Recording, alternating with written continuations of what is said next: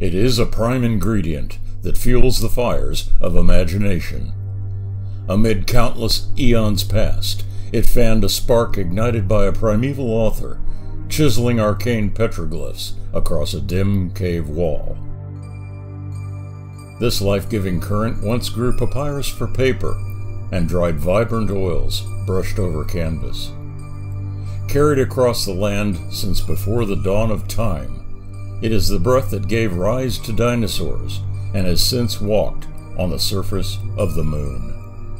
Manifesting as a placid breeze, it stirs memories of childhood, or as a turbulent vortex, ripping up the pages of history. Powered by this influence, we dream, love, laugh, hate, and destroy. In short, live out our lives. A gust of this disturbance carries the potential to scatter fog surrounding the unknown. Drifting through frequencies of time and space, thin air is inhaled for the first time and exhaled at the last. Don't try to catch your breath.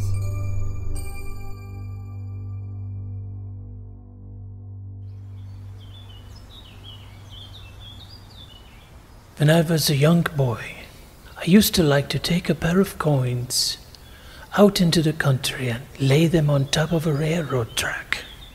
You'd set them down as soon as you heard the echoing cry of the whistle from somewhere around the bend, then run like hell into the grass and hide.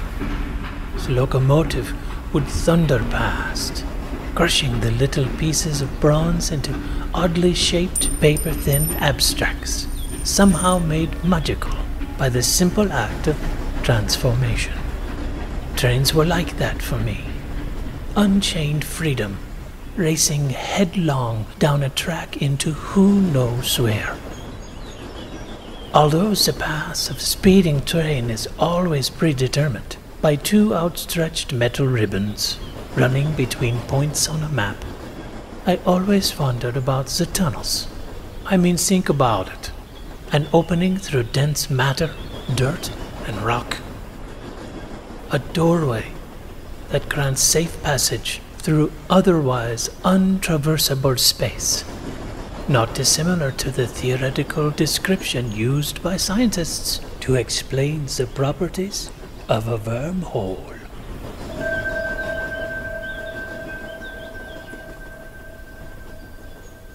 Constance Weathersbee nervously drummed her fingers on the metal railing that surrounded the giant globe in the center of the Herald Examiner building lobby. As a reporter for this vast New York newspaper, she typically approached an assignment like this in a much more level-headed, just-the-facts manner. However, this didn't seem to her to be a typical assignment. For one thing, Constance had only yesterday learned about the story from her editor, had it dropped on her lap in the midst of wrapping up a feel-good piece about a B-17 bomber pilot who had been shot down over enemy lines, left for dead and written off by his family until he walked back into his squadron's camp with nothing more than a nosebleed. Human interest, pure and simple. Good news for a war-weary America, the kind of story that was easy to tell and even easier to read. Now, there was this. With a few minutes to spare before her cab arrived, Constance pulled the unruly stack of papers out from under her arm and glanced at the cover. The dossier of Nikola Tesla, world-renowned scientist and inventor. She knew of his work in somewhat of a superficial sense, knew that he had once worked with Edison, that his expertise was electricity, and that much of his work seemed to be of particular interest to the military and the war effort. This, she surmised, was the reason she was up and dressed at 5 a.m., camera and portable typewriter in hand, waiting for a cab to Grand Central Station to catch a ride out to Tesla's laboratory at Wardenclyffe. A car horn sounded from outside in the street, and she quickly gathered up her gear, pushed through the revolving door, and climbed into the waiting taxi. Grand Central, she told the driver as the cab pulled away from the curb and off into the dim, early morning light. She didn't notice that she'd left her typewriter behind, leaning against the railing where she had set it down to read the dossier. The cab was stuffy inside, and a peculiar odor seemed to permeate the air, no doubt in part from the burning stub of a cigar the cab driver had clenched between his teeth.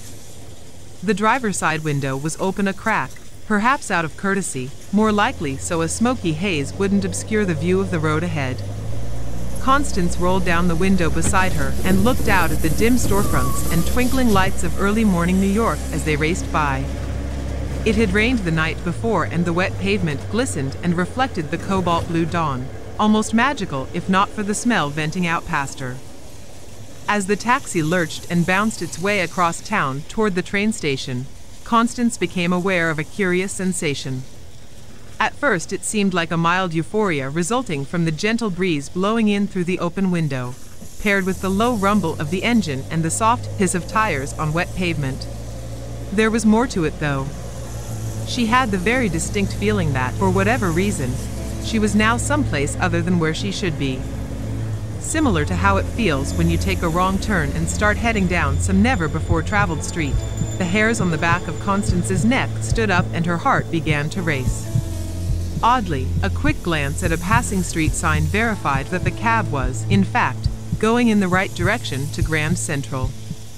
Calmed for the moment, she sat back in the seat and rested her chin on her hands with an uncomfortable sigh. Okay, our story begins here. Constance wrote, Beneath the monolithic stone figures perched high above the entrance to Grand Central Station, New York, New York. As this reporter readies herself to board a train bound for the mysterious laboratory of Dr. Nikola Tesla in a remote location called Wardenclyffe, I find myself perplexed by a curious mix of excitement and intrepidation. My task as a writer is to bring to you, in layman's terms, a detailed account of Tesla's self-proclaimed death ray, a device called Teleforce that seems to be of some importance according to a reliable source within the United States military. The old adage, what's in a name, comes to mind for me. As my faithful readers will attest, I am not a writer of science fiction. My interest is to find the facts, and find them I most certainly will. Tesla's folly? I promise to board the train with an open mind. What I discover along the way will be accurately presented for your perusal when I get back.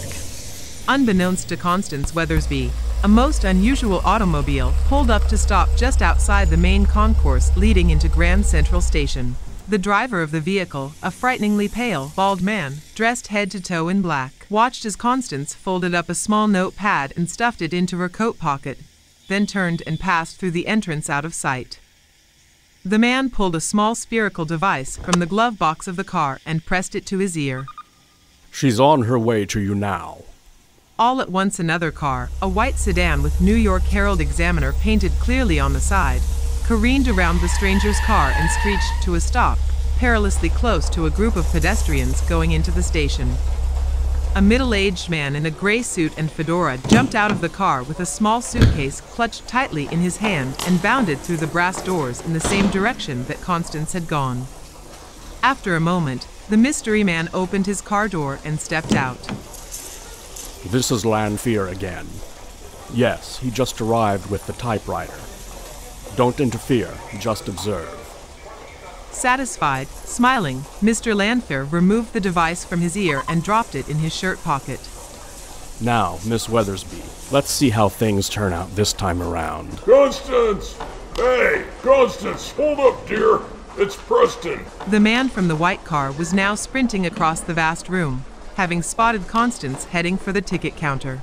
Constance heard the familiar booming voice of her editor-in-chief, Walt W.H. Preston, hollering to her over the ambient sound of trains and travelers. Wait up, Connie! This is killing me. Once he caught up to her, he placed a hand on her shoulder to momentarily steady himself and catch his breath.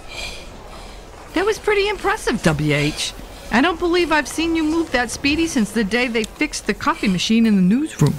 Very funny, Weathersbee. Preston replied, still trying to slow his rapidly beating heart. Here, sweetheart. You forgot something. Handing her the typewriter. I found it leaning up against the glove when I got in this morning. Since you're going on this little trip to write a story, I thought it might come in handy. Now go get your ticket and get out of here. I've got a newspaper to run. Patting her gently on the cheek, Preston gave her a quick wink and started walking away, back to his car. Over his shoulder, he blurted out, And don't forget to write. That's... I know. That's what you pay me for.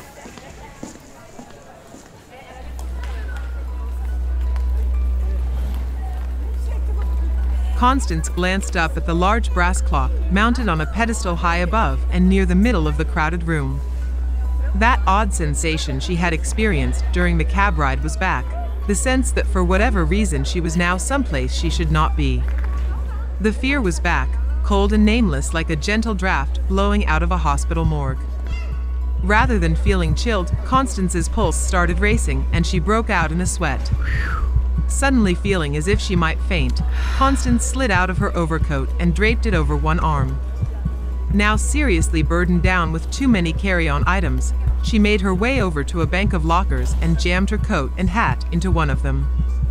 It's springtime. Do I really need a hat and a coat? I'll keep the coat. The hat was just a fashion statement.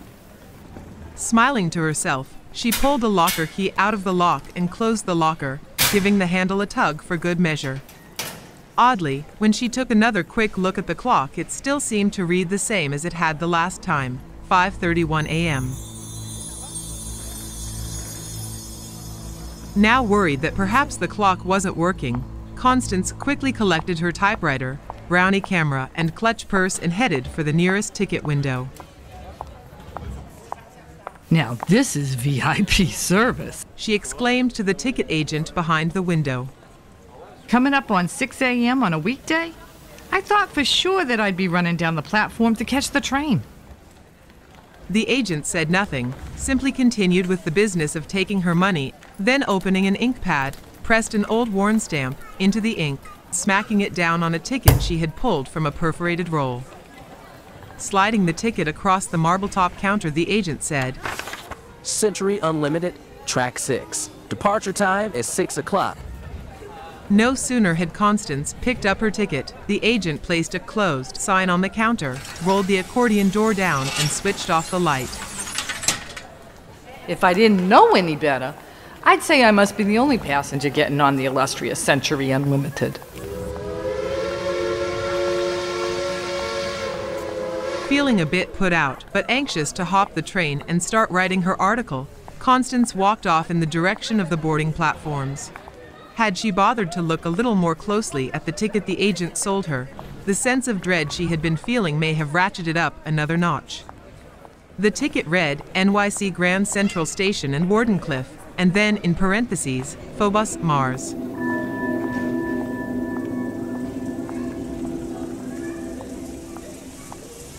Bright sunlight poured in beneath the huge awnings covering the train platforms of Grand Central Station. In the damp morning air, beams of light cut through skylights and random breaks in the rooftop to produce beautiful glowing columns that fell on the gleaming stainless steel shells of the great streamliners idling there. Constance passed by two of these giant hissing steam engines before she arrived at the platform for Track 6. There, in gleaming silver, gunmetal, and yellow gold livery was the Century Unlimited. The locomotive was an impressive sight and literally outshined the likes of the Baltimore and Ohio Royal Blue, Penn Central's Broadway Limited, and even the New York Central's famed 20th Century Limited, all rumbling like sleeping dragons on parallel tracks a few yards away. Constance made her way up a short ramp leading to the platform and noticed some movement, high up in the cab window of the impressive engine. Clad in striped overalls and sporting a matching engineer's cap and red kerchief around his neck, the train driver turned his attention to Constance as the clicking of her high-heeled pumps on the concrete platform drew his attention away from some business at the rear of the train. Good morning, ma'am, he said cordially, looking down at her from the cab window. Good morning to you, too. I don't suppose this is much of a trip for you, is it? A short hop out to the suburbs is hardly worth throwing all that coal on the fire, is it? The engineer pulled the cap off his head, wiped his brow on the sleeve of his shirt, and thought for a moment. Well, I suppose that's a matter of perspective. For the most part, that question is a bit above my pay grade. Me and my ash cat are just a roll in this here train where she needs to go. Near or far, don't make much difference to me. Placing his cap back on his head, he added, You'd be surprised, though, the places where these old tracks lead. Sometimes, not just points on a map. Sometimes. Well, anyway, my job right now is to get you where you're going. Climb aboard, miss. I'll get you there. Before Constance could continue the conversation, the engineer turned away and ducked back into the darkness behind the open window.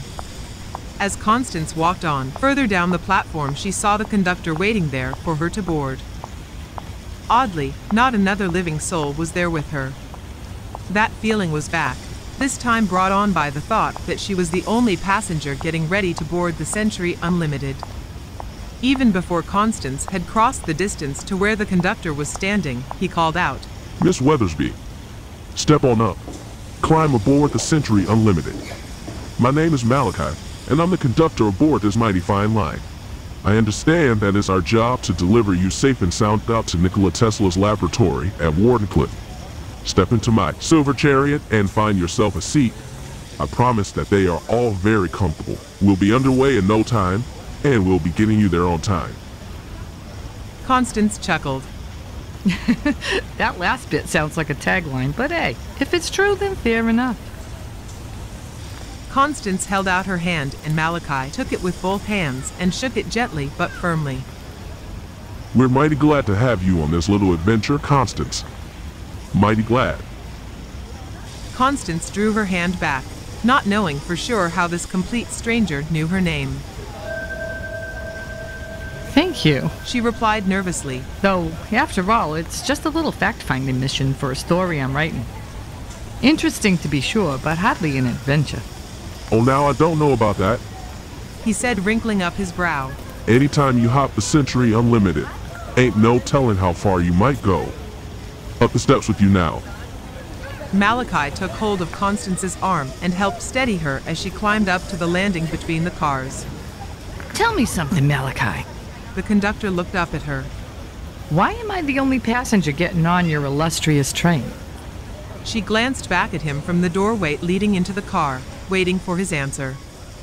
Malachi scratched his chin and looked puzzled. "Well now, ma'am, I don't rightly know for sure. Maybe because Dr. Tesla is a very reclusive man. Maybe we don't have anybody else taking the trip out to shore. Either way, it don't matter much. This train ain't funded by ticket sales.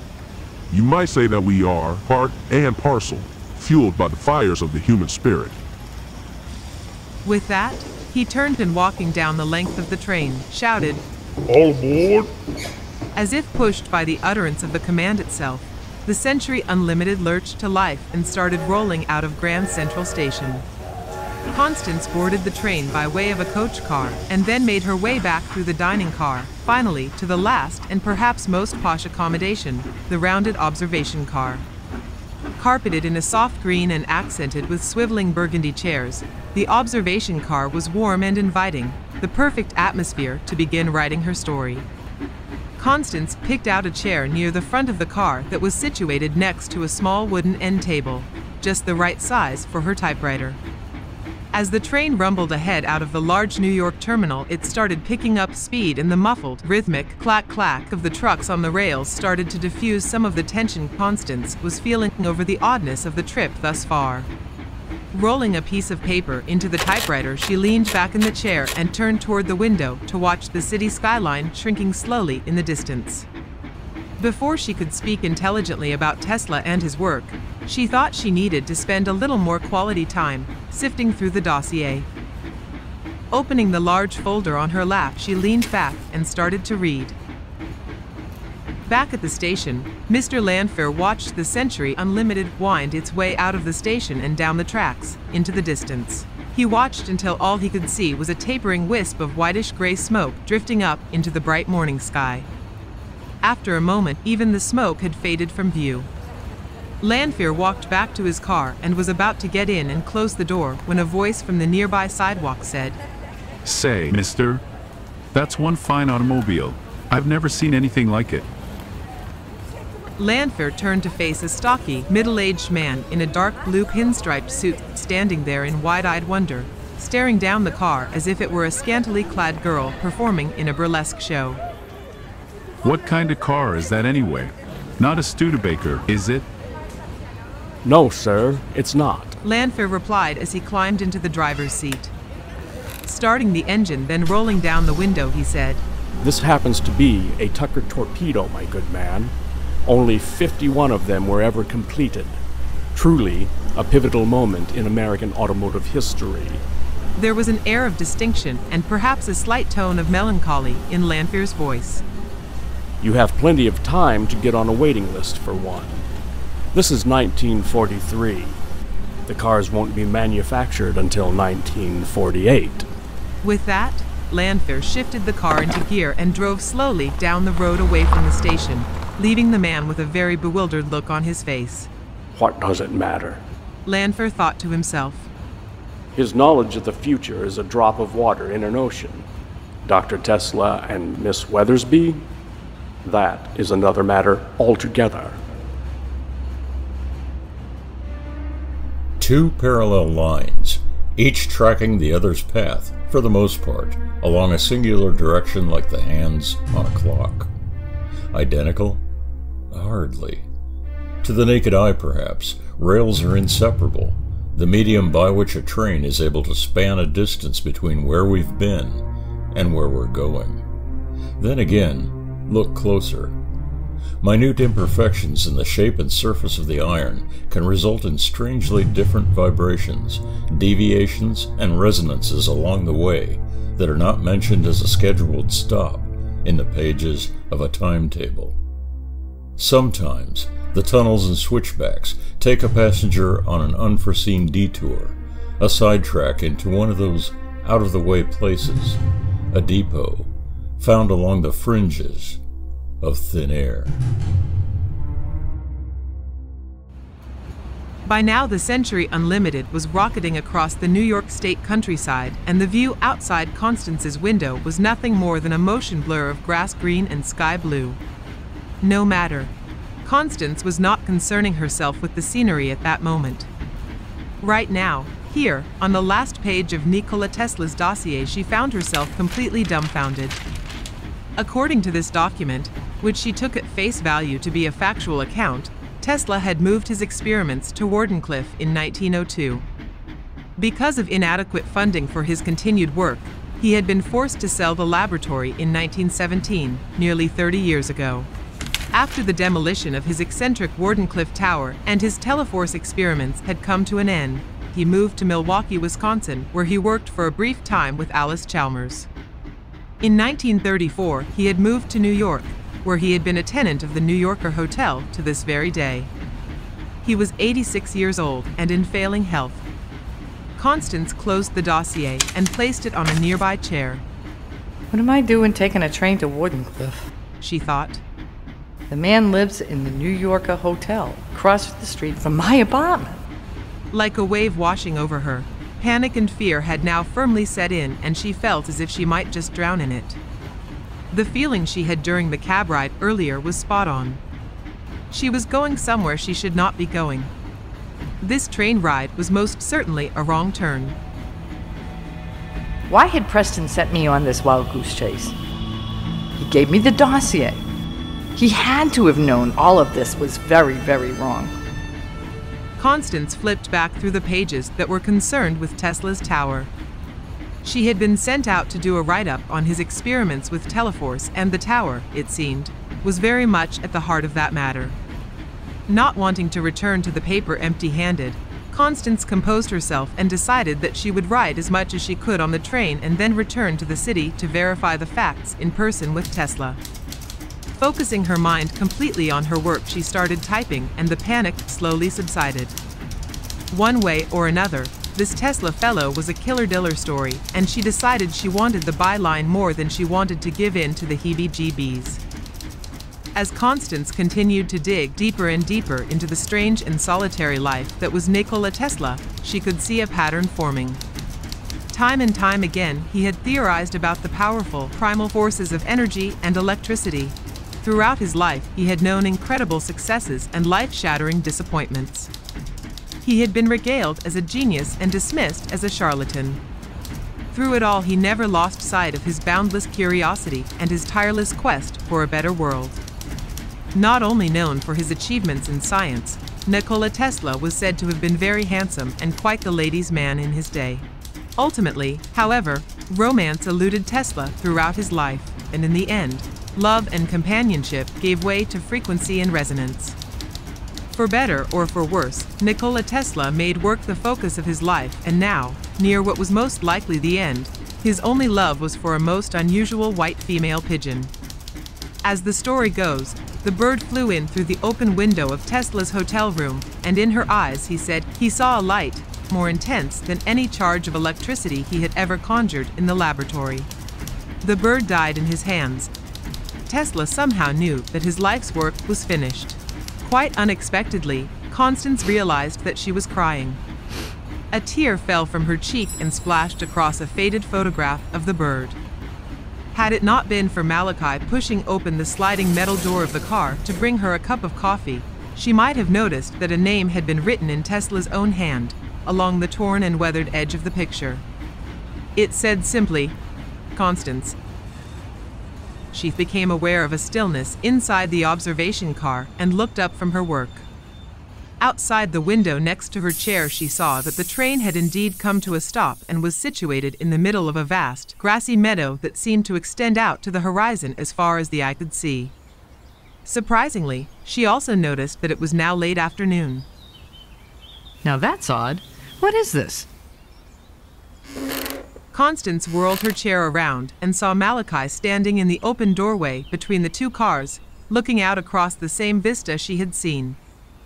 I hope I didn't startle you. We're waiting on a sideline for another train to pass on the way back to Grand Central. I think it's safe to say that if you'd like to take a short walk outside, I can give you a shout when we're clear to go on. It's so beautiful out there.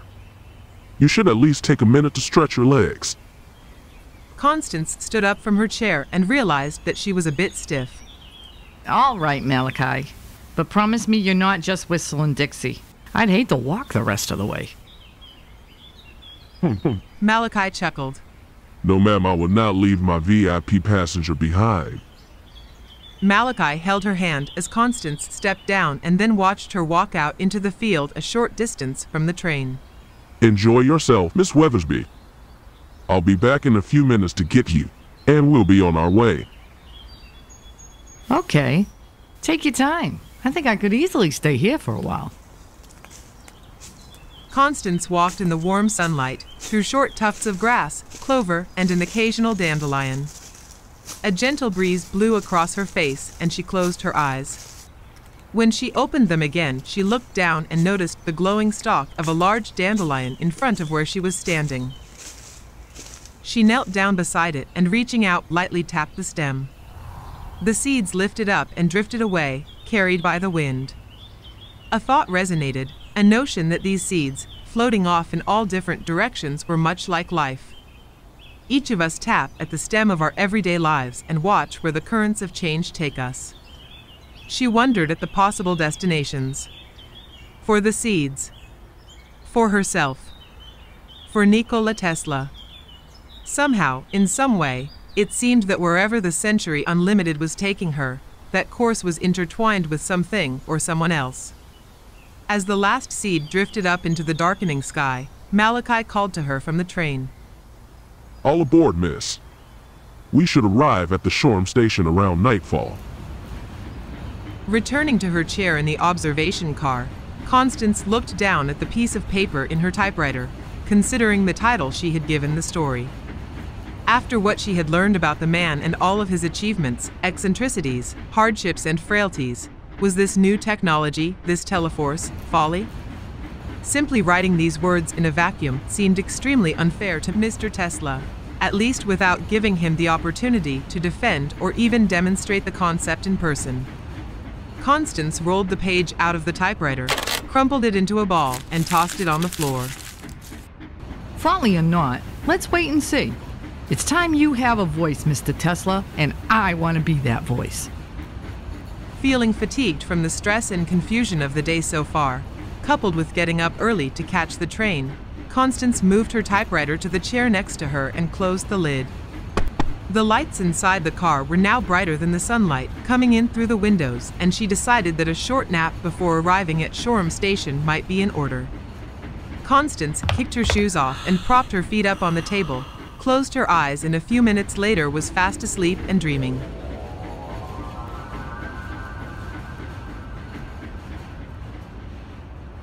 Constance awoke to the muffled hiss of an idling steam engine. It was now night and the train had stopped, a quick glance out the window revealing that she was indeed in Shoreham, New York. Standing up from her chair and still a bit wobbly from sleep, Constance picked up her typewriter and camera and started for the door. As she took a step into the aisle, she heard, quite distinctly, the rustle of paper near the rear of the car. Turning, she was surprised to find that she was no longer alone. Seated a short distance away was a young man intently reading a newspaper. Of course, she noticed from the masthead that it was a copy of the New York Herald Examiner. He did not look up to return her gaze, simply turned to another page and calmly said, I've read many of your articles, Miss Weathersbee. Your prose is most interesting and entertaining. You have a knack for drawing your readers in and immersing them in the story. Thank you, Constance replied, intrigued by this mysterious stranger. I was sent here from Wardenclyffe to take you to see Nikola Tesla. If you have all of your belongings, we can leave whenever you like. The man quickly stood up, folded his newspaper under his arm, and walked briskly past her to the open door. If you would please follow me, he said as he passed her, making his way out the door and down the steps to the darkened platform. Constance looked out into the darkness and, seeing that the Shoreham station was completely shuttered for the night, became nervous and uneasy again. The man from the train was patiently waiting with an outstretched hand to help her down the stairs, but she hesitated. I don't mean to be rude here, but I must admit, due to the lateness of the hour, it does make me a bit worried to step off the train with a strange man. Beneath his dark mustache, the slight curve of a smile formed. Strange? Yes. Perhaps you are right. It would not be the first time that this has been said about me. I promise that no harm will come to you, Miss Weathersbee. Mr. Tesla himself told me how he is looking forward to discussing his work and his inventions with you. I know for a fact that he has prepared a full-scale demonstration of his concepts on Teleforce. He has been working diligently for months for that very purpose. Once again, the man extended his arm, and again she hesitated. Tell me something. Hasn't Nikola Tesla retired to a room at the New Yorker Hotel? Hasn't this laboratory at Wardenclyffe been abandoned for many years? The man withdrew his hand and rubbed his chin, considering how best to respond. Considering the circumstances, Miss Weathersbee, that is a very difficult question to answer. For the moment, let's just say that Tesla has returned to Wardenclyffe by request to complete and conduct a full-scale test, which, if successful, has the potential of saving every man, woman, and child on the face of the planet. Now tell me, does that not have all the earmarks of a front-page exclusive? Finally, Constance reached for the stranger's hand and, taking hold of it, stepped down from the train. The night was alive with cricket song and croaking frogs, not surprising since the Shoreham station seemed to be situated in one of the most remote places that Constance had ever been, for a city girl anyway. If not for the lights of the Century Unlimited and the eerie blue glow of moonlight on fog, the surroundings would have been enveloped in total darkness. This way, Miss Weathersbee. My car is right over here. Constance, she blurted out without thinking about it. You might as well just call me Constance. The pair walked up to the car and the man opened the door and held it for her as she got in. The car was British and she felt a little awkward sitting down in what would be the driver's side in America. When her companion sat down next to her behind the wheel, she looked over at him and said, So what's your name? The man did not immediately respond, simply turned over the engine and put the car in gear. Then, looking out at the dark forest now illuminated slightly by the car's headlamps, he said, Call me Nick. The car gently bounced across the loose gravel and turned out on a dirt road leading alongside the railroad tracks. You're him, aren't you? Of course. I've just spent several hours poring over your life story. I've seen pictures of you when you were a young man. I don't know how or why. I don't understand any of this. but I do recognize your face. You're Nikola Tesla. I don't know how this is even possible, but it is you, isn't it? The man pushed down the clutch and shifted into a higher gear, and in response, the car started picking up speed. Finally, when Constance thought she couldn't bear the awkward silence any longer, he looked over at her and simply said, Yes. All at once, the interior of the car was bathed in a brilliant golden orange light. Constance looked back over her shoulder at the Shoreham station and saw that they were in line with the light on the front of the locomotive. She also noticed something else. Outlined in a long, dark silhouette against the bright light from the train was a tall man in a black suit, walking slowly away from the station in their direction. She only saw him for a few fleeting moments, and then the man in the station disappeared from view around a bend in the road, obscured by dense trees and tall grass. The couple rode along into the night, and in complete silence. Constance was completely at a loss for words, an unusual condition for a newspaper reporter. As the car rumbled into a covered bridge and vibrated over the old timbers, she finally managed to say, How? I mean, you're a young man again. How is that possible? Tesla stared straight ahead, keeping his eye on the road as they rolled out of the bridge on the other side and back into the moonlight. It's like the bridge we just passed through. Everyone believes that time is linear, that it unfolds in perfect chronology. He paused, trying to keep the discussion in layman's terms. In reality, there are openings, pathways to different places and different points. Points that aren't just places, but past, present, and even future moments. And there are devices, vehicles, if you will, that can travel back and forth to these moments. The Century Unlimited, for example. The train that brought you here is such a device. Tesla drove his car down the winding dirt road, through dense forest that seemed to Constance to be closing in on all sides. So where are we now, Nikola?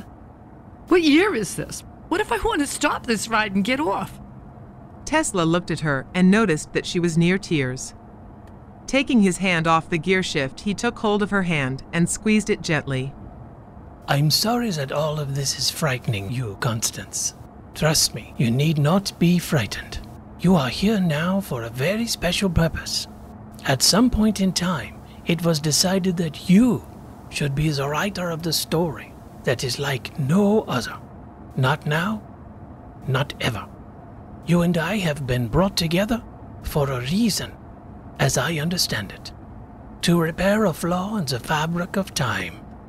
I have been chosen for my knowledge and experience to change the course of human history. That is what I have been told. You have been selected to join me to follow this story to its ultimate conclusion. Whatever that may be, you will see all of what will happen as a first-hand account, and you will pen the greatest story ever written. As the car emerged from the woods and headed out across open country, Constance's gaze fell upon a most unexpected sight. Rising into the starlit sky down the dirt road ahead stood the massive spectral outline of a tower, an ominous dark form that ascended above the tree line like a looming monster. Instantly, she recognized the structure as the Wardenclyffe Tower, Tesla's crown jewel that represented the accumulation of years studying the possibilities of wireless energy transmission. Compounding the bizarre situation Constance found herself in, the tower should not have been here, not like this.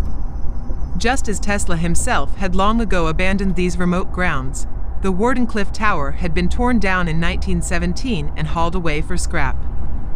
The scientist should be an old man and the tower nothing more than a memory, but then here it was, like Tesla himself, alive and well and apparently still at the height of the laboratory's most promising work. Although Constance could hardly wrap her head around the possibility, it nevertheless seemed undeniable. Somehow, in some way, and for some unknown reason, she had traveled backwards through time, back to turn of the century Long Island.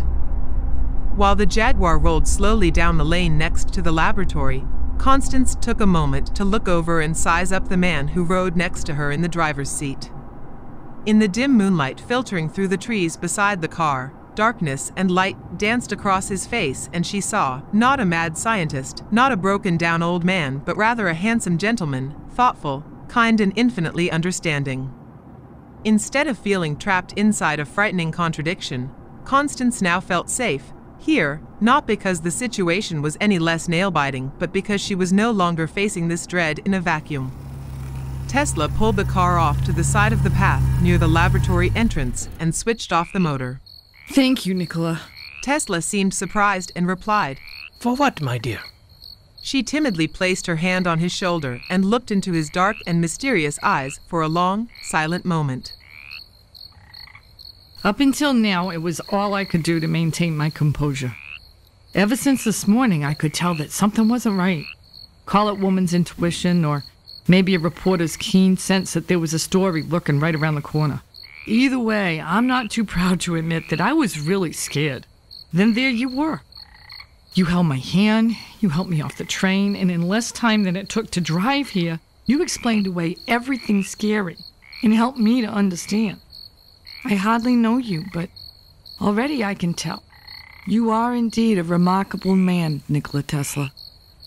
Infinitely wise in his knowledge of the cosmos, finite in pretension to the world around him, Nikola Tesla was genuinely taken aback when Constance placed her hand on his shoulder and looked at him with such beautiful emerald green eyes, as deep and as perplexing as the most extraordinary mystery in all the known universe.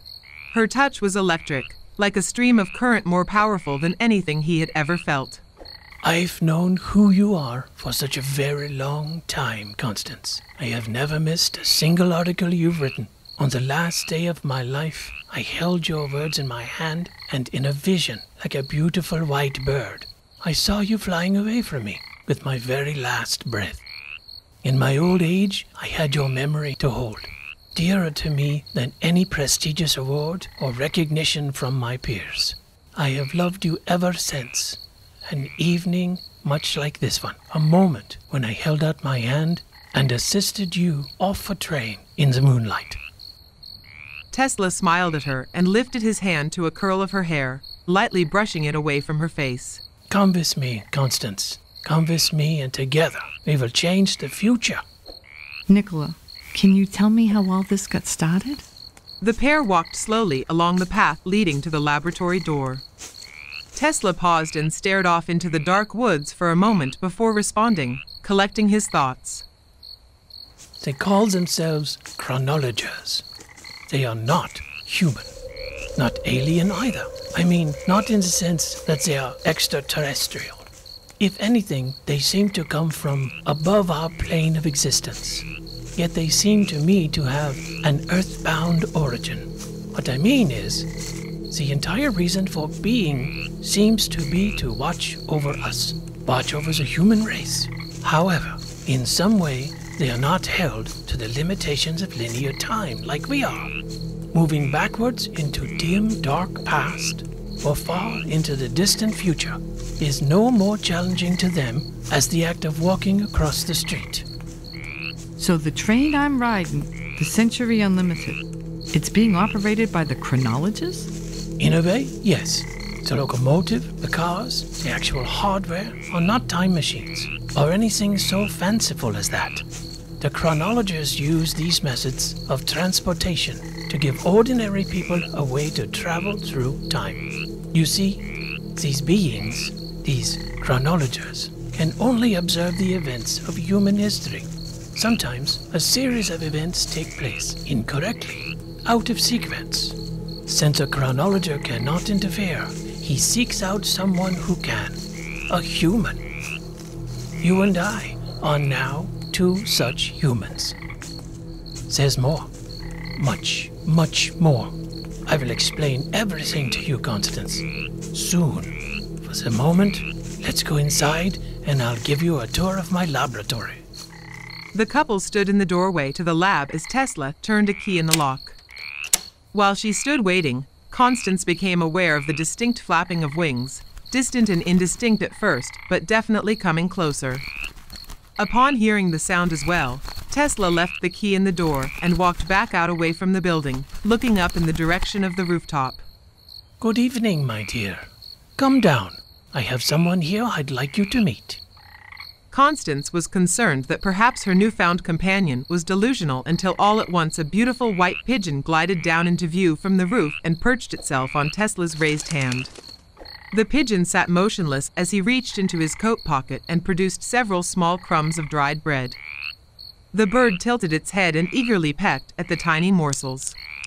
My goodness, you are hungry. I am terribly sorry. Perhaps I have been neglecting my feedings lately. So much to do, you know. Constance stood beside the man and his bird and saw in him yet another admirable character trait: gentle kindness and genuine concern. I read about your fondness for pigeons. One in particular, a white bird with gray wingtips, was supposed to be the love of your life. Should I be jealous? Tesla chuckled at her remark and held the bird up next to her to inspect. She is very pretty, isn't she? As Constance ran her finger over the back of the pigeon's downy head, she said in a mock-serious tone, Hi, sugar. Are you rationed? They both laughed as Tesla lifted the bird over his head and said, Off you go, my dear. On cue, the pigeon spread her wings and flew off into the darkness. Welcome to my world, Constance. Strange and whimsical as it may seem. Tesla took a few steps into the large room and made a sweeping gesture across the menagerie of incomprehensible devices occupying every square inch of table space. Many of the curious machines were operating completely unattended at what seemed to Constance to be dangerous levels of power emission. Showers of sparks crackled and popped from the metal rafters above as glowing bolts of electricity arced high into the air and discharged. Completely fearless of the electrical firestorm going on around him, Tesla walked over to a table where a brightly glowing light bulb rested on top of a tall metal pedestal. Curiously, Constance looked but did not see a cord running up the pedestal to power the bulb. This should have been the future. Transmission of power not through wires or cables, but across limitless currents of air. Bear witness to the impossible, Miss Weathersbee.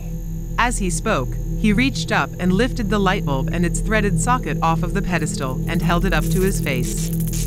The light did not wink out. Holding the glowing filament, Tesla gazed unblinking into the yellow-orange nucleus and slowly turned the faceted glass around, casting a mysterious incandescence into the dark pupils of his eyes. And this, my dearest Constance, is an infinitesimal spark.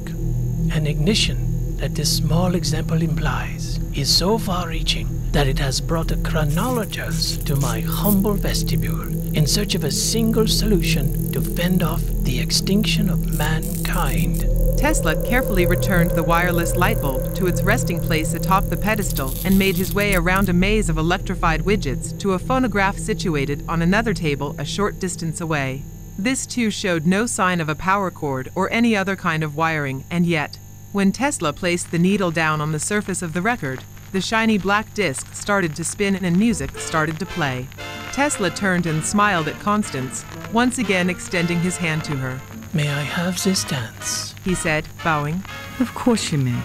Joining him on a somewhat limited dance floor, an area in which some of the gadgets had been carefully shoved beneath a table, out of sight. Most likely not, in Tesla's case, out of mind. Slowly, gently, Constance and Nikola rocked back and forth in a slow dance that was really more an embrace than a two-step. Somehow, in this short span of time, Constance Weathersbee had fallen in love. This wonderful man was sweeping her off her feet in every way possible.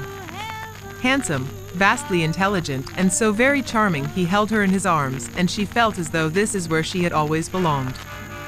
Here, now, the fear was gone, and all she wanted was for this dance to go on forever. Resting her head against his chest as they danced, she could hear the muffled beating of his heart in one ear as she listened to the words of the song with the other.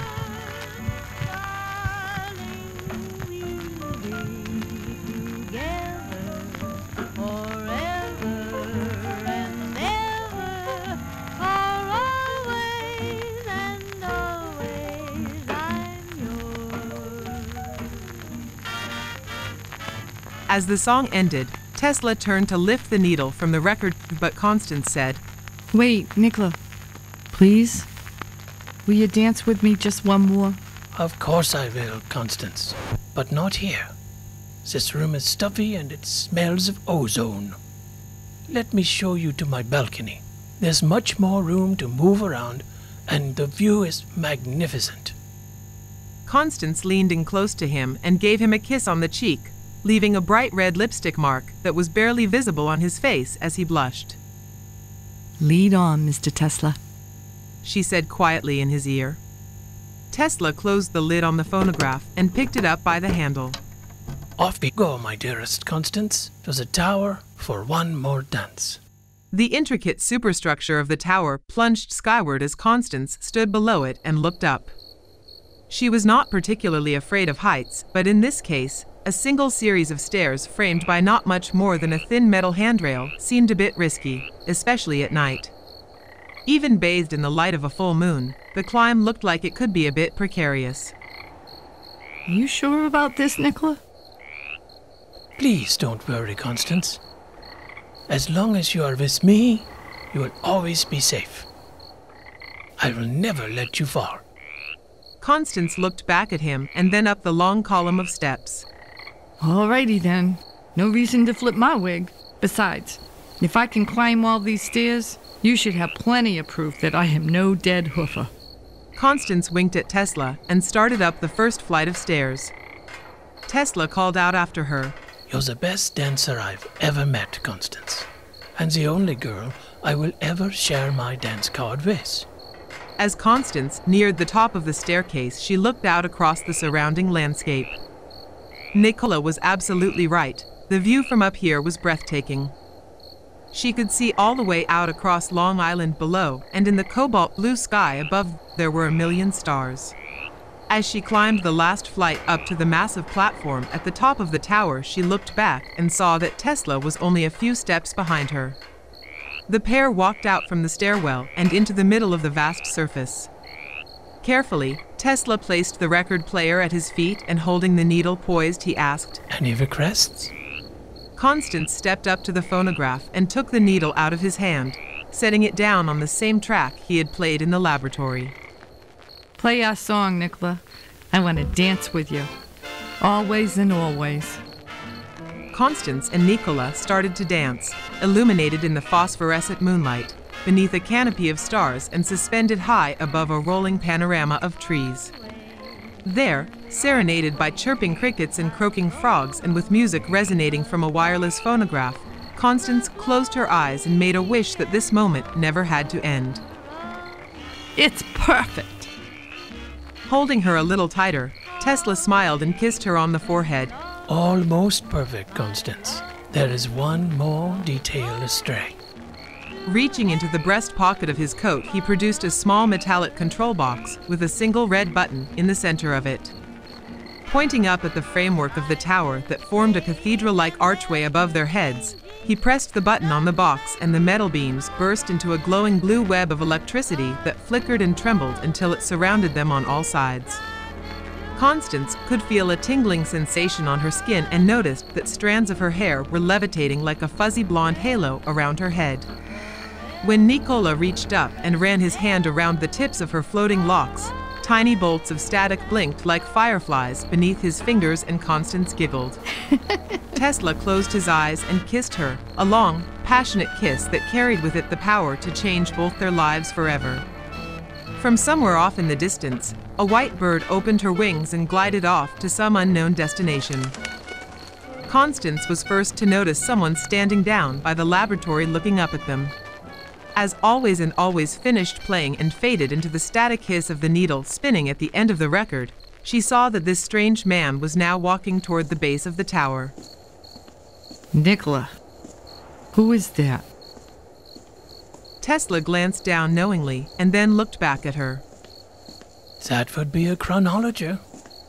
I believe this one's name is Lanfear. I imagine that he is here to take you and I back to the Century Unlimited. Hand in hand, Nikola.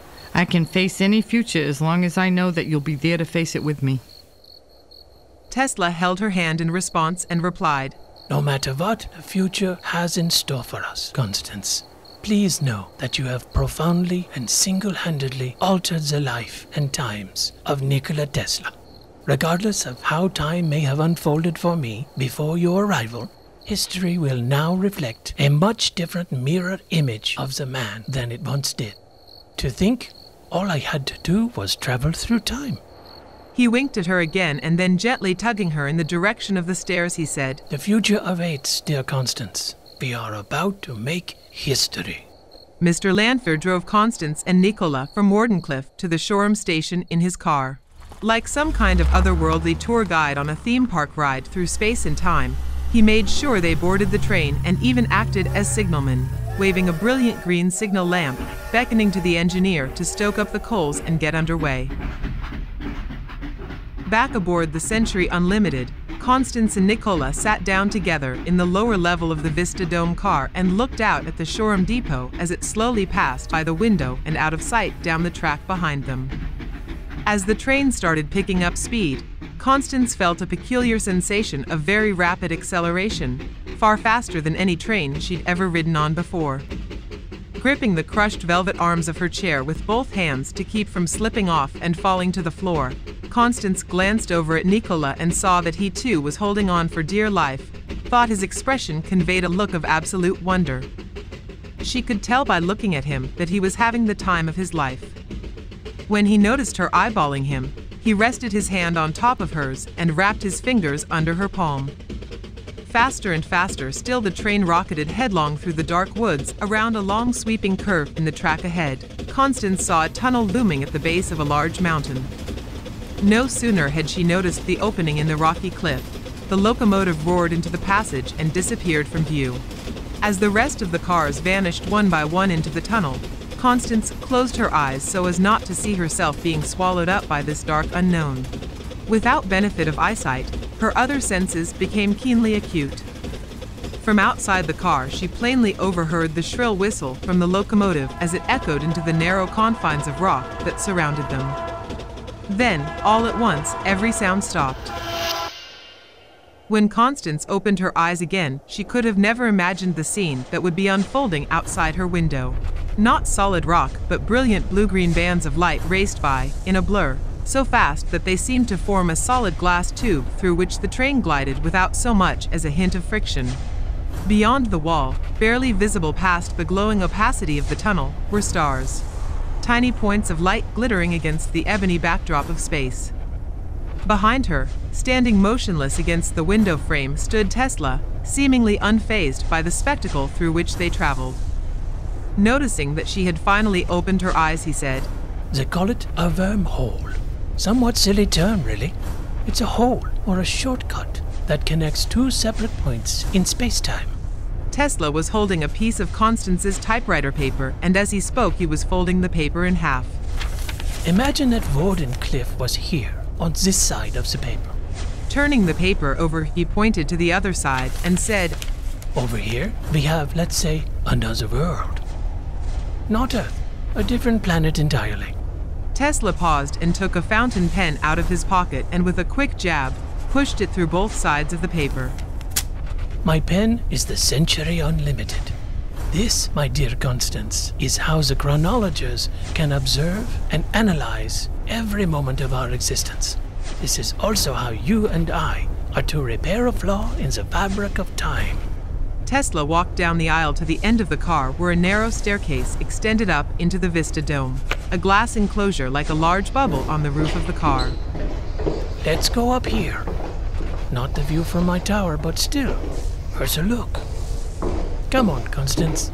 It's time to tell you about where we're going. It took Constance a moment just to steady herself as she climbed out of the stairwell and into the intensely illuminated Vista Dome. Inside this glass chamber, the streaming ribbons of light surrounded them on all sides, and the sense of being dangerously close to this overwhelming force was awe-inspiring. The couple stood facing the front of the car, looking up toward the engine and coal car that were now completely engulfed in a cloud of streaming plasma that poured from the smokestack and flowed like glowing tidal waves along the outside of the train. Out ahead of the engine was only blinding white light, glowing and indistinct, looking every bit as if the train and its passengers were plunging headlong into the heart of the sun. Oddly, with this chaos raging around them, Not a sound could be heard except for the hum of ventilation fans somewhere in the cabin and the quiet rhythm of their own breath. You know, you now hold the exclusive distinction of being the first woman in space. We haven't even arrived at our destination, and already you're changing the course of history. Winking at her, he added, Though you and I, and a few interdimensional, time-traveling super beings, are the only ones who know, I'm afraid you'll be as obscure in the history books as I am. Constance seated herself beside him and replied, Well, my beloved Nikola, I guess we should have chosen Fly Me to the Moon for our song. Tesla pulled a stack of papers from the seat pocket in front of him and opened them on his lap. To the moon? Constance, we are on our way to Mars. As Tesla sorted through the documents detailing his mission on the red planet for the chronologers, he removed a bundle of envelopes tied together with a worn band of fabric. These are for you, Constance. I've titled them Postcards from the Red Sky Café, because that is the name I have designated as ground zero for my greatest experiment. I want you to keep these with you and read them. Not now, but sometime after all of this is over. I have written these messages to you across the sweeping span of my lifetime. Love letters, poems, bits of wisdom. So many things I want to say to you. Beyond that, there are also specific instructions I have provided to you based on details outlined for me by the chronologers. So that our little adventure will be successful, you need to read these instructions carefully and do exactly what is requested.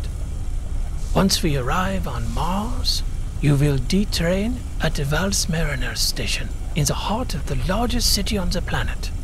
From there, you'll be taken to an observation outpost by Mr. Lanfear, a place where you can witness and document the experiment from a safe distance away. I'm sorry we must be separated for a time, but that is the part you must play in all of this.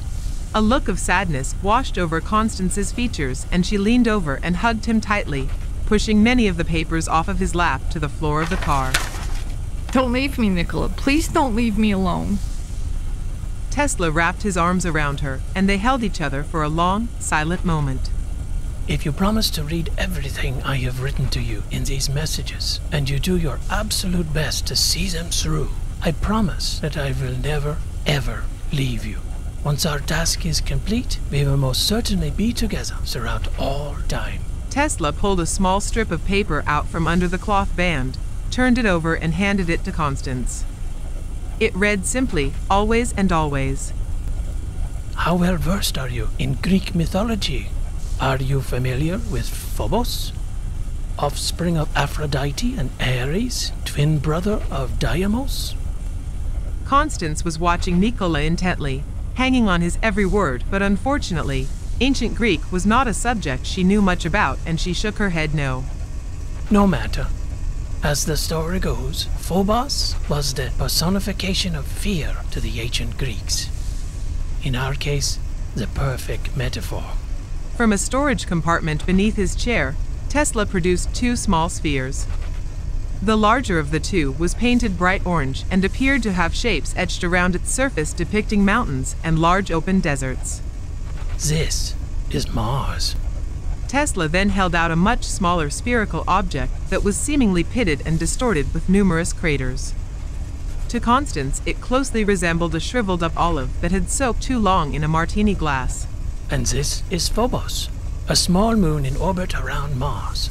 Much like our own moon spins around and around the Earth, day after day, year after year, and so on. Interestingly, Phobos is considered a doomed moon because it has been, or will be, scientifically proven that it has a decaying orbit.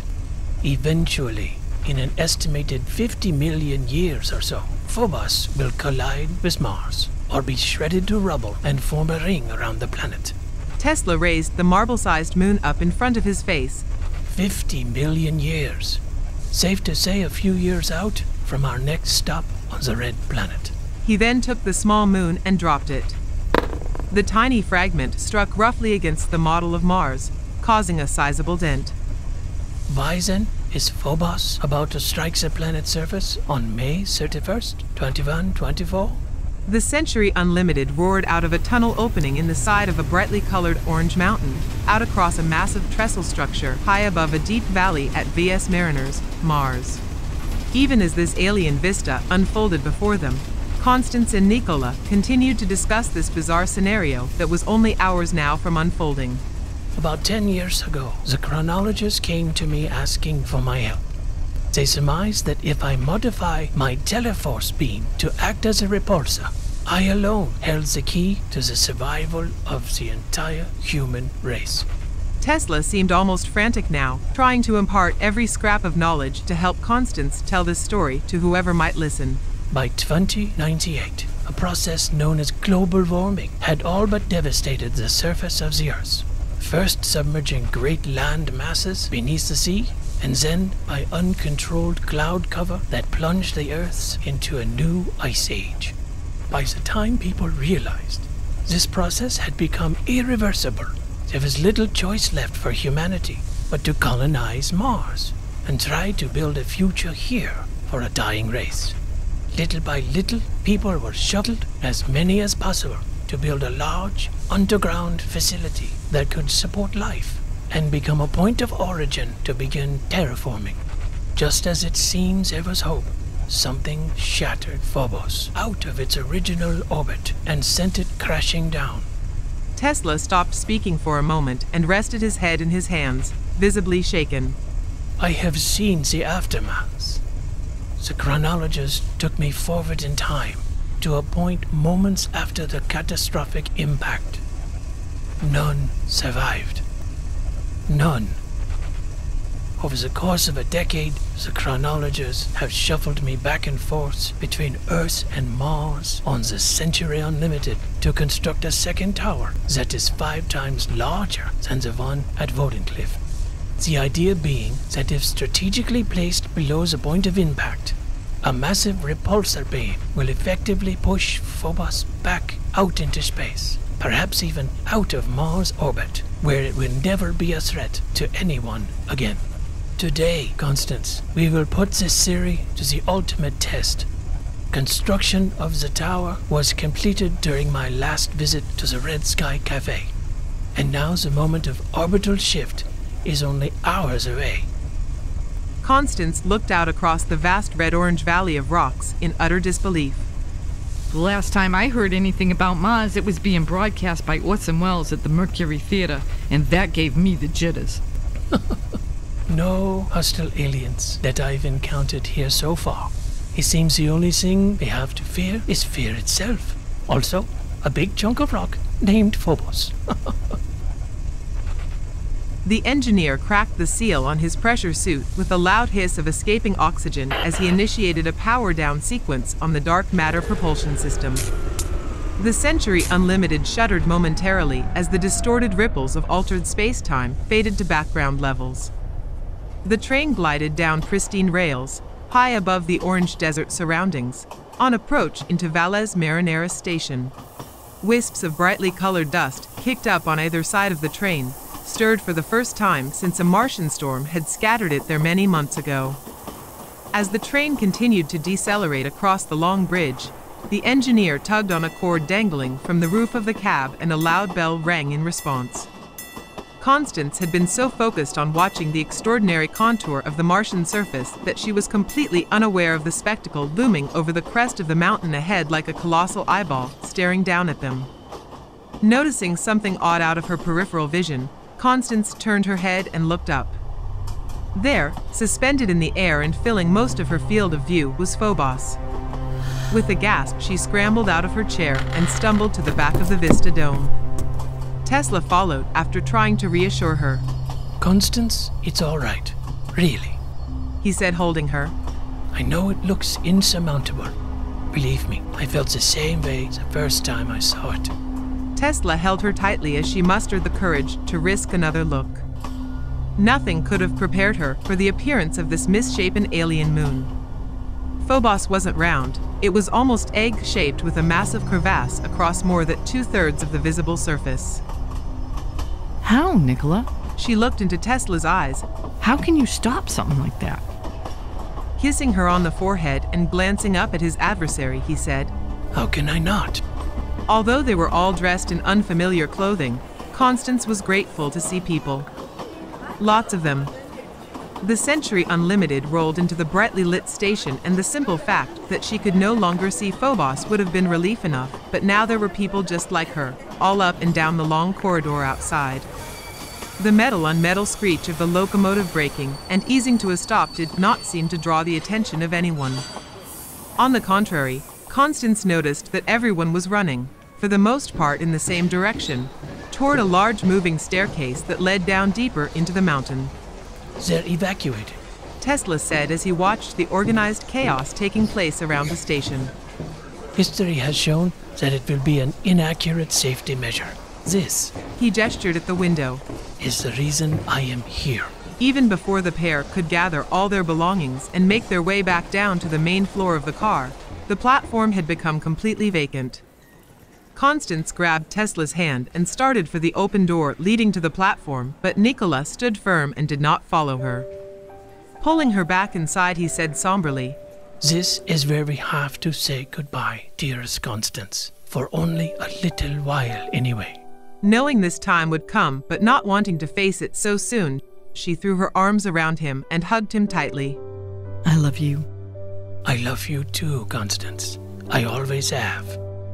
The couple stood there holding each other, holding each passing moment together like a priceless treasure to cherish, not wanting to ever let go. I have a confession. Of course, I am here to try to save humanity, first and foremost. However, there is also a potentially selfish motive at work, from my perspective.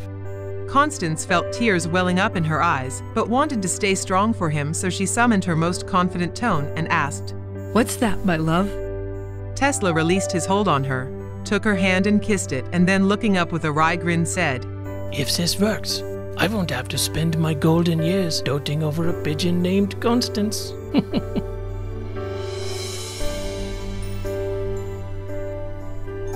Constance stood quietly at the top of a balcony overlooking the platform and watched the Century Unlimited roll away.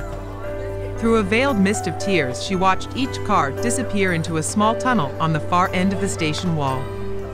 She noticed that by the time the last two cars passed by her that the train was picking up speed again, taking Tesla away from her, delivering him up to whatever fate awaited at a place called the Red Sky Café. Miss Weathersbee. A voice from somewhere in the terminal echoed up to her, and she noticed the dark form of Mr. Lanfer walking next to the train in her direction.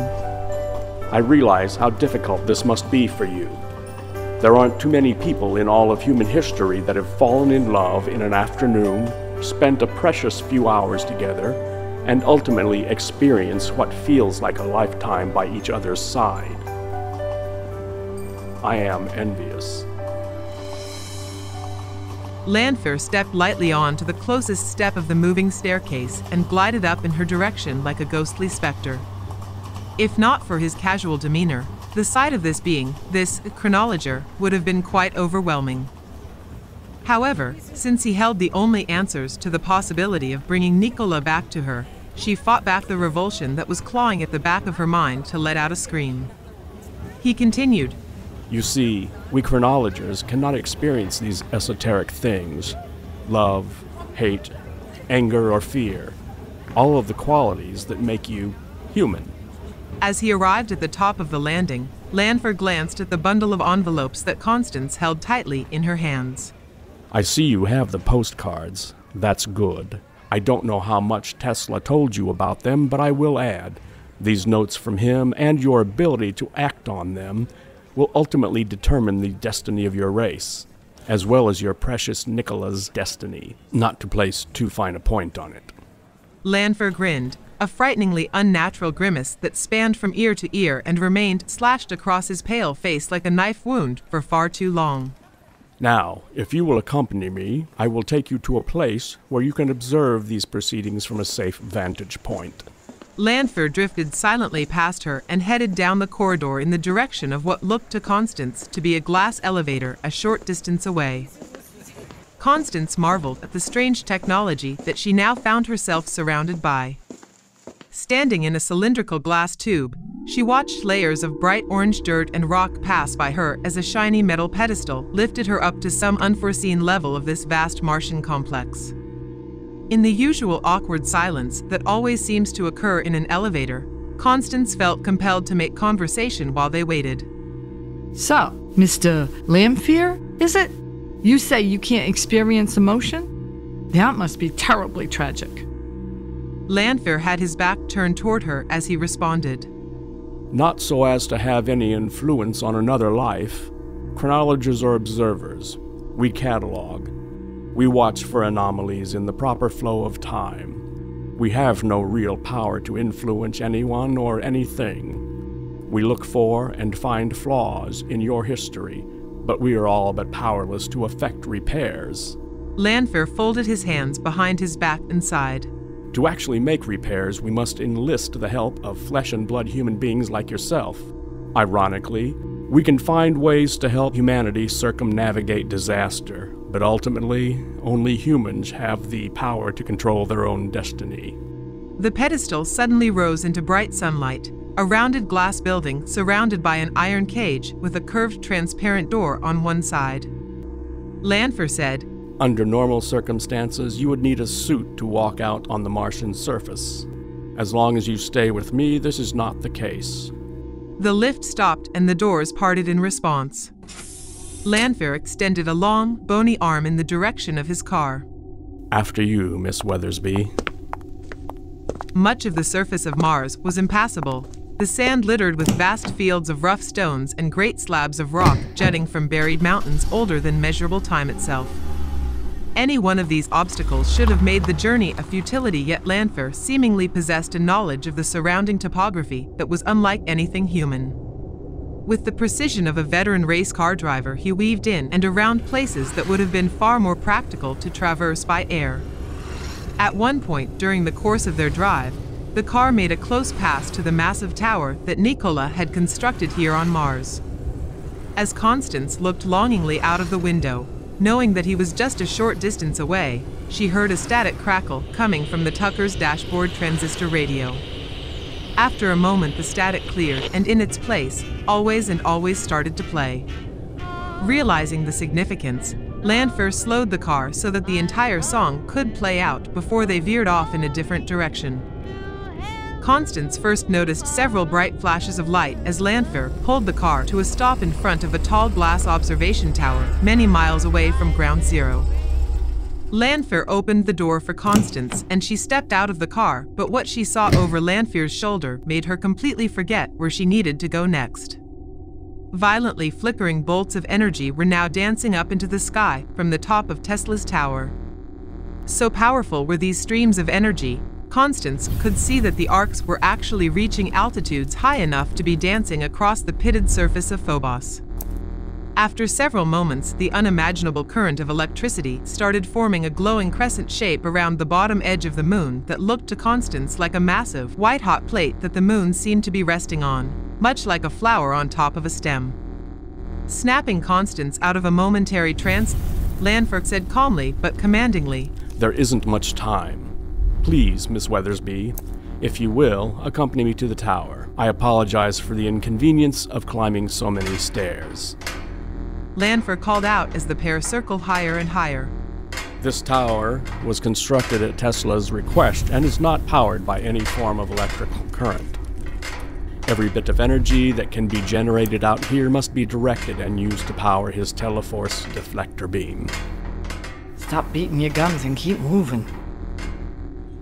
Exhausted but wanting more than anything to see Tesla's grand experiment unfold and, of course, succeed, Constance reached the landing at the top of the stairs and looked out of the window. Through the clear glass wall of the observation tower, Constance watched as energy bolts continued to intensify in frequency and distance. Massive violet-blue columns of electricity enveloped the entire underside of Phobos now and had actually succeeded in causing the moon to halt its descent. Slowly, almost imperceptibly at first, Constance saw Phobos begin rising back up into the sky. It's working! Nikola, my dearest love, it's working! Lanfear was there as well, witness to the event. Pointing across the room to a tower viewer mounted on the outside rim of the platform safety railing, he said, "Feel free to take a closer look. The viewer is actually quite technologically advanced. It's just made to look vintage." Constance walked over to the device and, taking hold of the armature, spun it around in the direction of Phobos. Vintage? These things are nifty. They're not vintage. I've looked through these from up on top of the Empire State Building lots of times. Amused by Constance's honest but nearsighted response, Lanfear turned back to the window and folded his hands behind his back. It took Constance's eyes a moment to adjust to the brilliant maelstrom that flickered and danced at close range through the extreme magnification provided by the viewer. The scene before her now was almost more metaphysical than scientific. Like some kind of bizarre magic show that Houdini may have subjected himself to and tried to escape from, Constance saw giant boulders levitating above the surface of Phobos on tendrils of electricity, floating to and fro and occasionally slamming into crater walls and scattering into thousands of tiny pebbles. Glowing balls of supercharged plasma rolled like marbles around the brownish-tan sand that caked the surface of the moon and once or twice collided, sending showers of sparks in all directions. And then, quite unexpectedly, Constance noticed something else. Perched on a ridge of the giant crater were two very unnatural objects, both metallic, both with pulsating red beacons in the middle of saucer-shaped domes ringed with what looked to Constance like lighted windows. Without looking away from the strange discovery, she asked, "Mr. Lanfear, is there any way at all we can reach Nikola from here and speak to him?" "I'm sorry, Miss Weathersbee. As I mentioned, there are no electrical resources here at all for transmission of voice or otherwise. Every volt of available power is being routed up through the tower towards Phobos. Might I ask why?" Lanfear turned his gaunt face inquisitively. "It's probably nothing," she said as nonchalantly as possible. "Just fascinating is all." Turning the dial on the viewer to bring the image of the metal discs into perfect focus, she took out her brownie camera, held it up to the lens, and snapped off several shots. "Then again, it may be everything." No question about it. Whatever these things were, they were by no means native to the surface of Phobos. In fact, the longer Constance studied them, the more the details revealed themselves to her. Being a newspaper reporter did have one very specific job requirement: the ability to see things other people might miss. Constance noticed that Phobos was slowly spinning around like a top on Tesla's Teleforce beam, giving her the opportunity to view the objects from every angle, at least from an aerial point of view. She noticed that both of the metal discs appeared to have what looked like impact points where they had hit the surface of Phobos and slid a short distance by momentum, pushing up pathways of sand and rock. This indicated that they had both landed there, whether by chance or by design. Most likely by accident, based on the haphazard angles when they had finally come to rest. One thing was quite certain. When Nikola's task was finished and they could be together again, Constance would have some fascinating new details to share with him. From somewhere deep below the Martian surface, a cauldron of white-hot chaos, generated by my Teleforce reactor, was creating and destroying every element in the known universe, even bringing into existence powers that had not, before this moment, existed at all.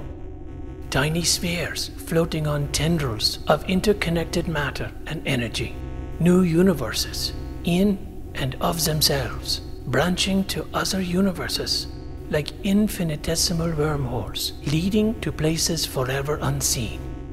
All this power, focused to a specific point in time, directed upward into the face of fear. In the harsh light of truth, surely fear can finally be turned away. Tesla stood defiant against the raging forces that he had teased into inspired existence.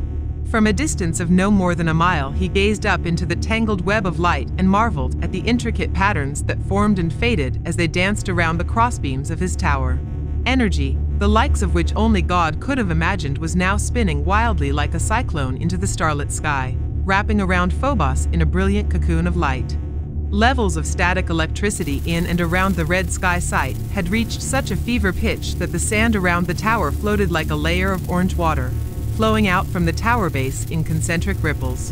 In the midst of it all, Tesla could see that Phobos was shrinking in size, faster and faster as the teleforce beam pushed it back up into the blackness of space. Throwing his arms out over his head, he shouted, "Woohoo!" Though in the hurricane cacophony of noise, his voice was all but completely lost. Here, now, vindicated in the glow of his greatest triumph, Tesla was still thinking of his beloved Constance. He imagined the two of them there, waltzing across the rolling particles of sand, and how the drifts kicked up by her swirling dress would paint graceful brushstrokes in the static-charged air. As soon as Phobos was no longer a threat, he would be riding the Century Unlimited, as fast as it could carry him back to her. Then suddenly, unexpectedly, Tesla was roused from his reverie by the drone of an alert on the control panel behind him. Unimaginable, and yet, there it was, plain as the red Martian dust that drifted over the tops of Tesla's shoes. Up there somewhere, on or near the lip of the giant Stickney crater on Phobos, there registered a blip on his video display. Unimaginable because Tesla could think of nothing in his vast understanding of science and mathematics that could explain it. He couldn't imagine why anything would be up there generating an anti-gravity force field so powerful that it was literally acting like the opposite pole of a magnet, pushing back against the overwhelming flood of electromagnetic energy that he himself was directing there. Tesla's brain reeled, assessing the problem from every angle 1,000 times a second and still coming up with nothing, no course of action that might resolve a situation that would, in a matter of a few seconds, become quite catastrophic. If the teleforce beam was not encircling Phobos uniformly, then all Tesla would succeed in doing is redirecting the impact point of the moon. Rather than being snuffed out by a direct hit on the city, the citizens of Mars would have a few minutes more before a gargantuan shock wave crushed their fragile outpost in a seismic disturbance 1,000 times greater than any earthquake ever recorded. Time and options fading fast, Tesla lunged at the panel and initiated the one potential option left open to him that might alter the outcome of his experiment. Placing his hand on the power output control, Tesla took a deep breath to calm himself, and then, committing to his decision, twisted the dial all the way up beyond the red line. For a fleeting instant, Phobos resumed an upward climb. Then, at the moment that should have forever marked his crowning achievement, time ran out for Nikola Tesla. From a point midway up the towering metal latticework, the energy stream had pooled in such a way that it had started melting a section of the superstructure. The tower did not completely vaporize, it simply snapped in half inside an expanding orange fireball, sending the top section careening and spinning into the sky, only to fall back with a crash hundreds of yards away, completely mangled, effectively destroyed. Well within the radius of the blast, there was no sign of Tesla or the console he used to control the teleforce beam. As the tower fell to the ground in a fiery plume of thick, black smoke, bolts of energy clung on to the underbelly of Phobos for a few moments longer, giving the moon the appearance of a giant blue jellyfish drifting silently in the pristine darkness overhead.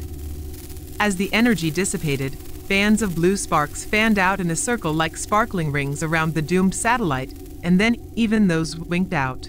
Finally, the last cobalt blue residue of the teleforce energy beam faded away, leaving Phobos a cold, ominous orb hanging motionless in midair.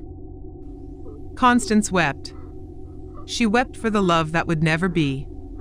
She wept for the time, all the precious time she wanted to spend with the one true love of her life, gone, like waking from the most wonderful dream to find yourself trapped inside your worst nightmare. Sobbing softly, she felt paralyzed, unable to look away, as if the act of doing so would erase the short time they had shared together in her mind. Staring out at the smoke and fire through the tears that welled up in her eyes and fell down her cheeks, she wished there were something, anything she could do to have a chance to speak to him one last time.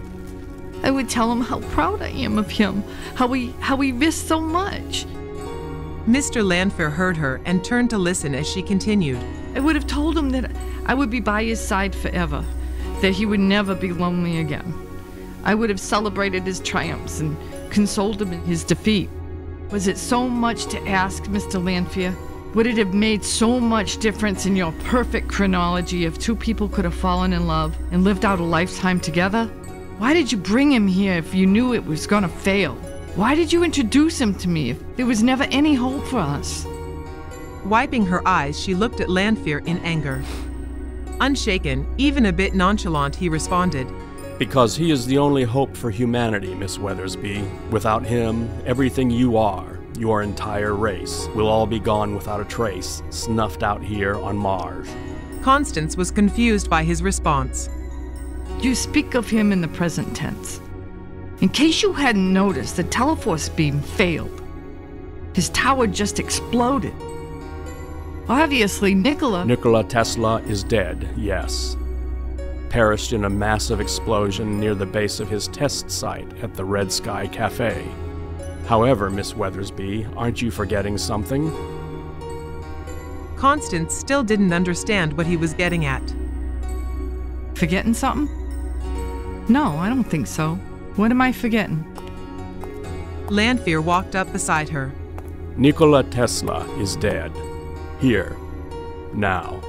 None of us, no human, no chronologer knows why. Our abilities don't extend beyond the realm of the human experience. I cannot foresee the future or what might bring it to a close. I can bear witness to it, and that is all. And so, Nikola Tesla is dead. This time. Lanfear turned away and started walking down the stairs to the base of the observation platform. At that same moment, Constance realized what he was saying. Hurriedly, she followed after him, as fast as she could descend a flight of stairs in heels. You're saying that we can take the Century Unlimited back in time. Back to a time when Nikola's still alive. Lanfear was nearly down to the base of the tower now. Not exactly, Miss Weathersbee. If we simply ride the train back a few hours or days, then nothing has changed. Tesla will still fail. You will get back aboard the Century Unlimited and return to your life in New York. Please hurry, Miss Weathersbee. I estimate that we have approximately 5 minutes to get you safely aboard the train before Phobos impacts on the surface of the planet.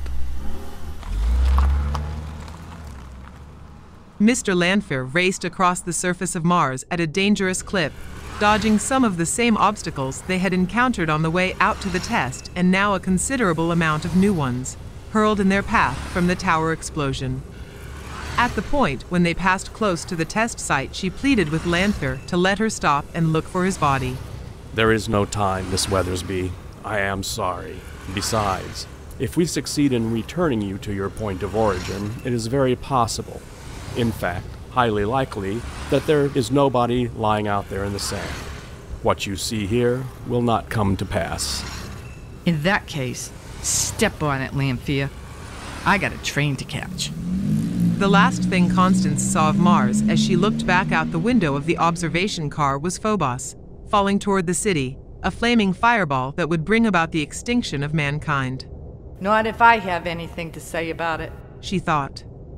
Looking down at the bundle of envelopes that she held tightly in her hand, she said, You haven't seen the last of me. Not me, and definitely not Nikola Tesla.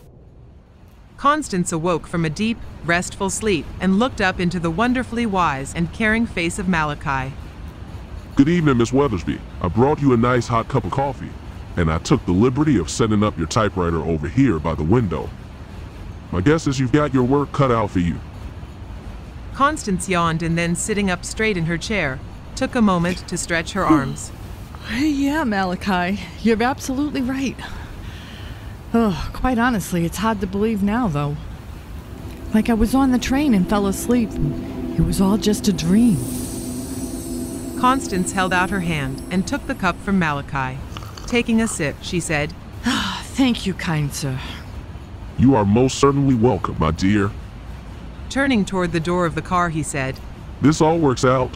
I guess you might say it was just a dream. As the door started sliding shut behind him, she heard him say, Sometimes, the real good ones, they do come true. Slowly, carefully, Constance pulled open the bow of frayed fabric that was wrapped around the collection of postcards from the Red Sky Café. Setting the ribbon aside, she took a moment to flip through the entire stack, glancing at each item just to see what it was. There were sealed envelopes, official documents, old photographs, and actual postcards from different points of interest, all locations around the United States. Some of the pictures were familiar to her, some not so much. She saw a shiny blue automobile that, except for the paint job, was identical to the car that Mr. Landfair had driven. Another photo displayed a bright orange rocket plane, apparently moving at incredible speed, racing above the clouds. Yet another photo that was paper-clipped to the rocket plane showed a woman standing in the desert next to a sign that read Poncho's Happy Bottom Riding Club. What a curious collection, Constance thought. There was an image of an aircraft hangar with the caption Roswell Army Air Base, New Mexico. Last but not least was a photograph of her dear Nikola, standing in front of a small building that appeared to be someplace high in the mountains. Written in Tesla's own hand across a corner of the picture was Colorado Springs, summer 1899, signals from Mars. Being mindful not to rearrange the order of the stack, Constance placed all but a folded letter on the seat cushion next to her. She opened it. Seeing that it was written by Nikola and that it began with Dearest Constance, she glanced away for a moment, holding back tears. Just beyond the glass of the Vista Dome, she watched the familiar bands of glowing light stream past the train, and she waited until she had regained her composure. After a few moments, she looked back down and started to read. Dearest Constance, the fact that you are now reading these words is a clear indication that I am dead. Don't fret, my love. As they say, this too shall pass. Honestly, for me, at least, the act of dying has become quite tiresome. Thanks to the chronologers, I can honestly say I have no idea how many times I have stood at death's door. It's a wonder I haven't worn a hole in the mat. Constance laughed and cried at the same time, charmed by his brilliant wit, beside herself that this piece of paper might be the last time he would ever speak to her. Now comes a part of the story that is entirely up to you to write. I'm sure it will not be easy for you, especially with all that you have just experienced. I know that it would be a glorious adventure if I were there with you, to crisscross the hands of time with the love of 1,000 lifetimes. Is a dream reserved for only the luckiest man. Aside from the inconvenient deaths, I nearly qualify for that distinction. But then, I digress. So here we are, not the happy ending that either of us would have wished for.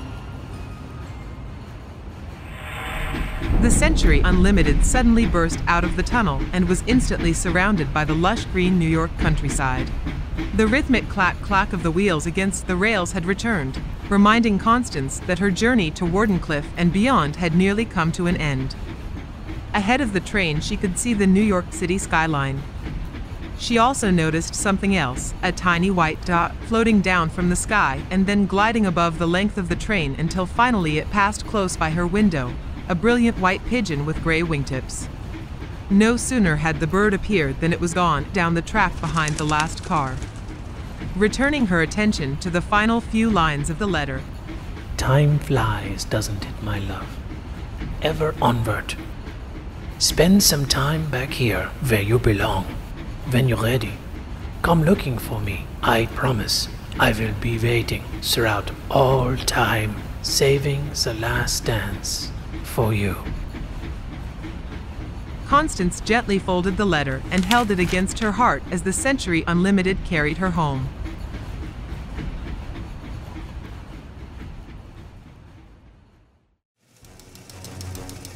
We interrupt our regularly scheduled broadcast for this special bulletin. World-famous scientist and inventor Nikola Tesla has been reported missing from his suite at the New York Hotel in downtown New York City. A worldwide search is currently underway, and we will keep you advised as this story continues to unfold.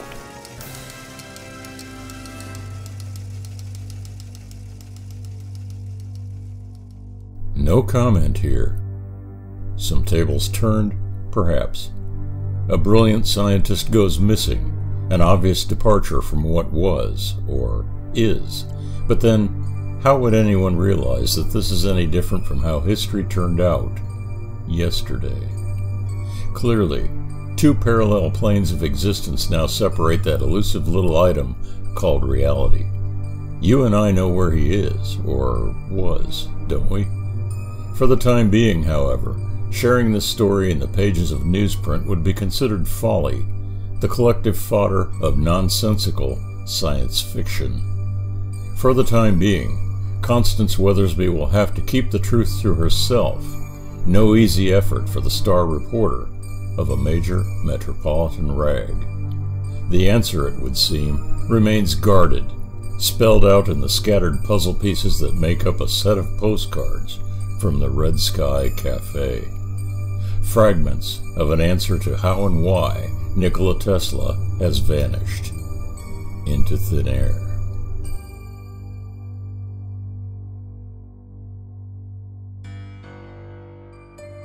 The Century Unlimited, Book 1, Postcards from the Red Sky Café, was originally written and illustrated as a collector card set for neonmob.com by R.J. Lonsdale.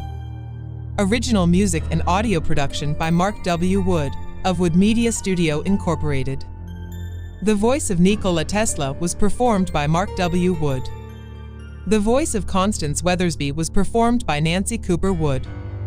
The voice of Mr. Lanfear the Chronologer was performed by Kevin Wittenberg, and the voice of Walter W. H. Preston was performed by R.J. Lonsdale. Your hostess for the Century Unlimited has been yours truly, Grace, an AI voice courtesy of Speechelo, and the opening and closing narrations are voiced by R.J. Lonsdale. This has been an R.J. Lonsdale Flyby Studios presentation.